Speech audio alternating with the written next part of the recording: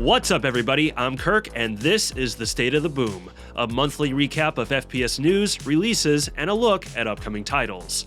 Now this episode is going to be a little different because frankly, in terms of FPS news, not a lot happened last month, or at least not a lot that I really cared about.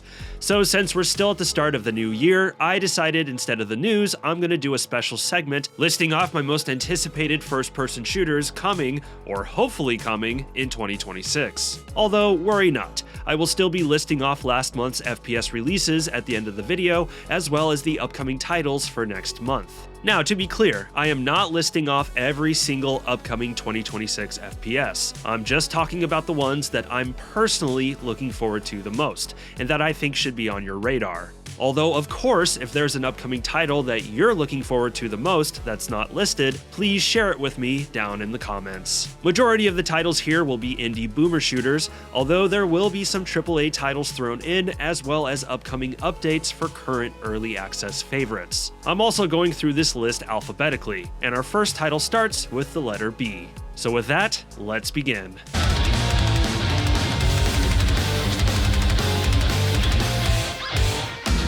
Okay, technically this one starts with a W as it's Warhammer 40k Boltgun 2, but most of us are going to call it Boltgun 2, so cut me some slack.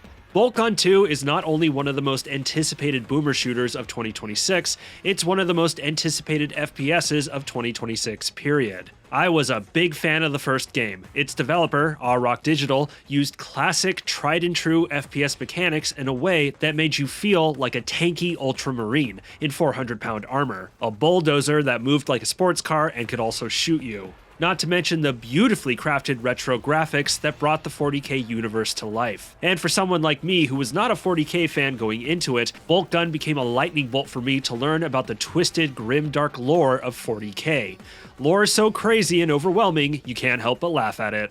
While there hasn't been a ton of information put out about the sequel yet, we know that while the first game's Ultramarine will return, there will be a new playable character fighting alongside him, a battle sister voiced by Alana Pierce, who will have her own unique weapons and abilities. It will feature a branching campaign where players will be able to chart their own path and experience unique levels each playthrough, with new worlds to fight on and new enemies to vanquish. And naturally, there will be new, beefy weapons to enjoy. Boltgun is a chocolate peanut butter melding of the right kind of game with the right kind of universe, and I am thrilled to be experiencing more of it. Hopefully sooner than later, as there is no release date yet, other than sometime in 2026. There's just no place left in this world for a chaotic neutral barbarian with a GED. I'm at the end of my rope. I gotta go to work.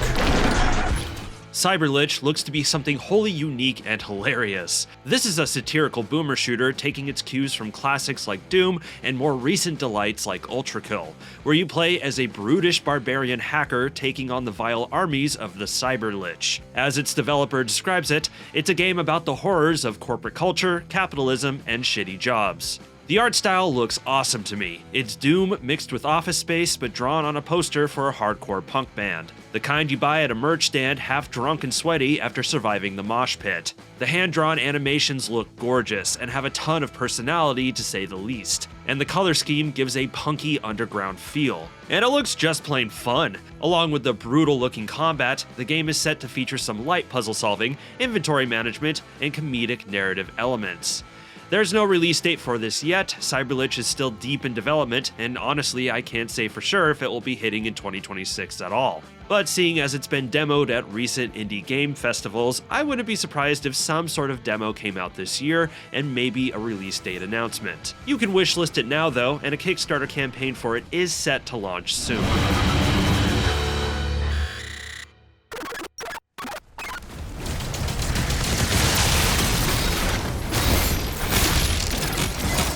This is the one title on this list that hasn't been properly unveiled yet, but Doom: The Dark Ages story DLC is hopefully releasing in 2026. While it wasn't everyone's cup of tea, I really enjoyed Doom: The Dark Ages. When its horizontally focused combat finally clicked, I found it to be pure demon-slaying joy, giving me a lot of room to experiment and come up with my own strategies around my favorite weapons. With a parry system that wasn't so much a defensive mechanic, but more so the ammunition for special abilities needed for high-level play. Id could have settled for Doom Eternal 2, but chose to do something different, and it paid off.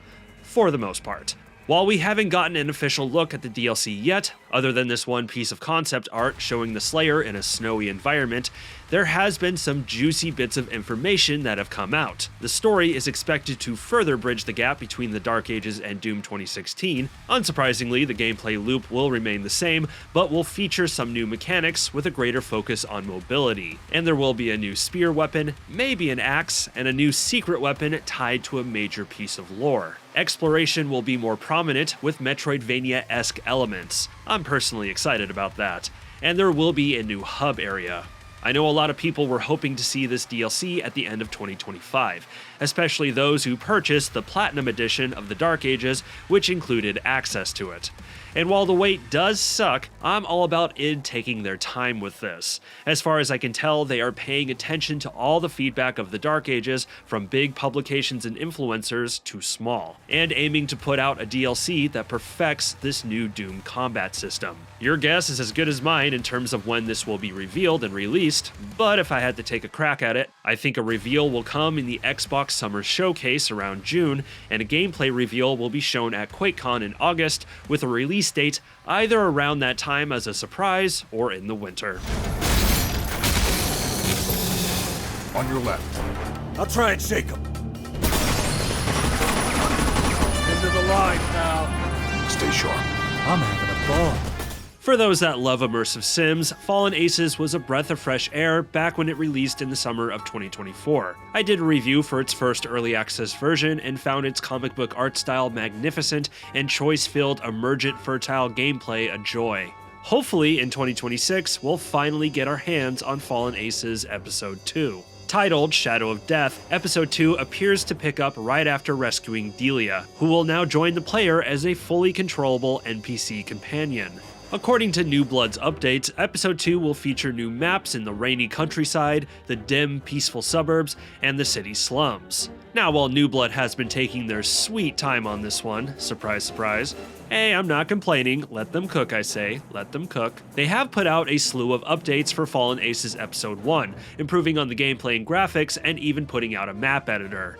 So for those unsure about jumping into this one during early access, I can assure you there's lots of good stuff to enjoy now. I'm tightly crossing my fingers we finally get Fallen Aces Episode 2 sometime this year. This was one of my favorite titles of 2024, and I am eager to see what happens next. Hang on!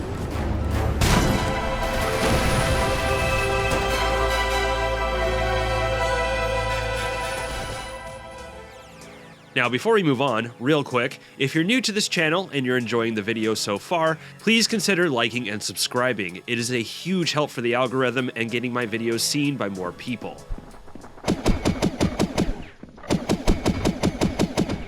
When it comes to boomer shooters, they tend to fall into two categories. Ones that pay tribute to a retro style but still have contemporary sensibilities, and ones that are straight up trying to emulate games from over 20 years ago. Klostyn falls into the latter category. This is a sci-fi shooter where you play as a dude named Ethan Nova, an archaeologist that crash lands on the planet Arcadia after being shot down by pirates. Klostyn truly looks like it could have come out in 1998 or 99. Its crispy retro graphics are believable for the time period, with the Gold Source engine as its core inspiration. That's the tech that powered Half-Life, although it's actually built in Godot if anyone is curious. And it even boots up with a classic Windows desktop screen and game installer. Judging by its demo, which is available on Steam right now, Klostyn plays fantastically. I would say it's a cross between Turok and Half-Life. The shooting and movement are tight and the headshots are stupidly satisfying. This one is targeting a release in the second quarter, and so far I think it's on track to be a favorite of the boomer community.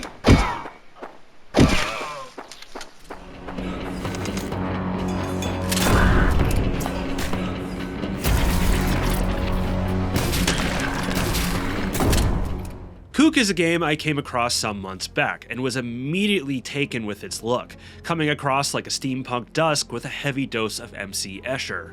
KOOK is a Quake-inspired boom shoot with a Victorian Lovecraft theme, where you play as a madman equipped with powerful steampunk weapons to make a mess with, some of which have unique alternate fires, a grenade launcher that can create a gravity well to suck baddies into it, a flamethrower that doubles as a jetpack, and weapons that can cause time distortion. I sadly haven't been able to get my hands on this one yet, but everything about it pushes the right buttons for me. I like the way the levels look, the chunky graphics, and I feel like this game oozes a lot of creativity and character. I'm sad to say there's actually no word on if this one is actually going to come out in 2026. I'm more so hoping it is, but either way, I'm keeping a close eye on it. I just have a good feeling about this game.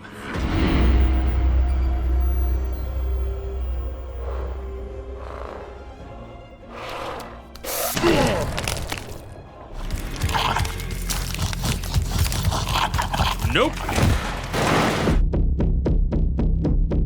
Ill is aiming to be a highly realistic and terrifying survival horror shooter, and if the recent trailers are any indication, it's succeeding in nauseating fashion. The realistic physics are what immediately grabs me. The fleshy enemies squirm and wriggle around in a way so believable it makes me cringe. In a good way, and the game's tactical combat will revolve around dismembering the vile creatures before you. Who needs Ozempic when this game will surely kill an appetite? But while the organic qualities are something to marvel at, the inorganic also looks jaw-dropping. The environments so far are highly detailed, exhibiting realistic physics as well, and are brutally atmospheric, with grungy, dilapidated spaces that are the sort of things that have always creeped me out since Silent Hill 2 traumatized me back when I was 12. While I'm sure it's going to make my graphics card sweat, I can't wait to get this one installed in my system and let it fill my head with nightmares.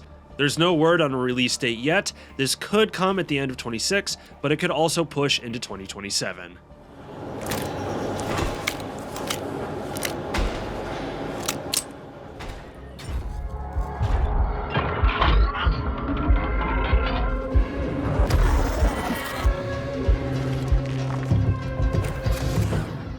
This choice might be a surprising one for a lot of you watching, and I'm a little surprised I'm featuring it as well. I'm not necessarily excited for Marathon. Right from the beginning, I've been skeptical about rebooting this classic single-player FPS franchise as a purely multiplayer extraction shooter. But I am fascinated by it, and very eager to see how it turns out, especially after the development turmoil it's faced. Its developer Bungie went through the ringer last year, with Marathon's public alpha getting a lukewarm response, as well as the plagiarism scandal where it was discovered that some of Marathon's art assets were stolen from the artist Anti-Real. It was like watching a train wreck. But here's the thing. While it was embarrassing for Bungie and their parent company Sony, they handled the scandal as best they could, by owning up to it immediately and eventually making it right with the artist affected by it. I assume by paying her accordingly, although the exact details are unknown. And it looks like they took the negative feedback from the alpha to heart, as reportedly the closed technical test last October went a lot more positively, although that's firmly in rumorville and should be taken with a grain. Plus, recent looks at the game have been strong, sporting some graphical improvements and a promising peek at the gameplay and mechanics. For myself, while I'm not over the moon with Bungie these days, if it's one thing I like to see, it's a comeback, and I am rooting for this game to succeed. More so for the individuals involved who put the hard work into it. I do think this game's art direction looks unique and inspired, and the gameplay does look fun. And I am a Marathon fan. It was one of the first FPSs I experienced, and I am curious to see if this new vision for it will work. This one could crash and burn, and I will not be shocked if it does. But maybe it could be one of the biggest surprises of 2026. I guess we'll find out this coming March.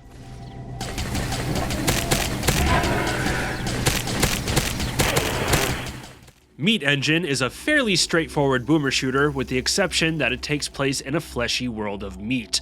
The walls are bone, sinew, and muscle, and you yourself rock an arsenal of organic weaponry, including a whip made out of a spinal cord. It vibes like Cronenberg, plays like Quake, and if I could smell it, it would probably reek like a butcher shop with the heat cranked up. I played Meat Engine's demo for my demo roundup video a few months back, and it was definitely one of the highlights. While I had a few nitpicks on the mechanics and visuals, overall I found the demo to be strong, a good amount of fun that scratched that shooter itch. Sadly, there's no release date yet, and there's a chance it might not even land in 2026, but the demo is still available and it's regularly being updated. Plus, you can request access to a playtest. So if you need the meat is there for you. 8 digits, 8 shots. Could crack a safe, could mark a date. Only one way to know. Find the numbers before they find me. Mouse P.I For Hire might be my most anticipated FPS for 2026. First and foremost, the hand-drawn rubber hose animated style looks amazing, and applying it to a fast-paced first-person shooter is inspired. Judging by the trailer, it's already succeeding in making its jazzy detective noir world look kinetic and alive. And yes, I am also a big Cuphead fan, so seeing a Boom Shoot take cues from its style is a big plus in my book. But beyond the visuals, Mouse seems to have it where it counts. The shooting looks fast-paced and hefty, with what looks to be some good movement mechanics and abilities. And the arsenal will sport some unique weaponry, like a freeze ray that can trap enemies in ice, as well as a turpentine gun to melt goons like acid. Vibing a whole lot like Roger Rabbit there. I'm happy to say this one has a firm release date of March 19th. I'm planning on jumping in day one.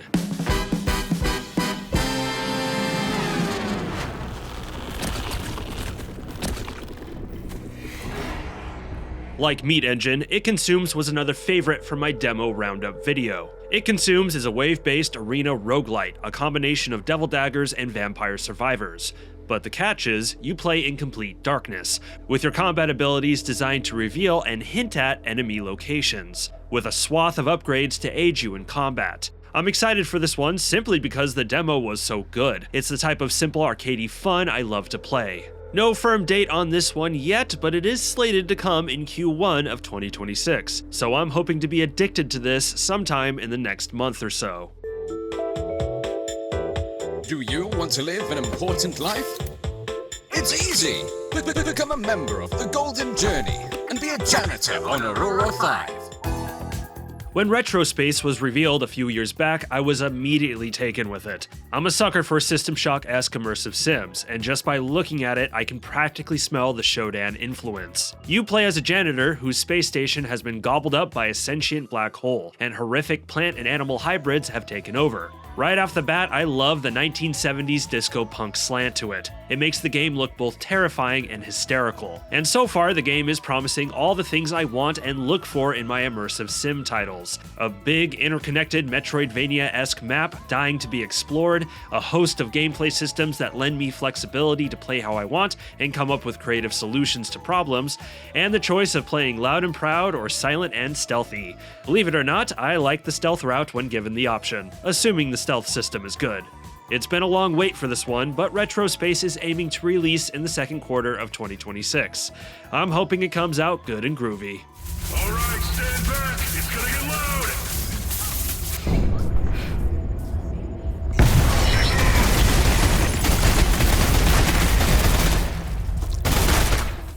Selaco was one of my favorite games of 2024, a challenging and highly immersive sci-fi shooter made all the more impressive by the fact that it was built in GZ Doom. And while it was an early access release, the sizable amount of content provided and polish it exhibited made Selaco feel like a satisfying full release. But that's not to say I don't want more.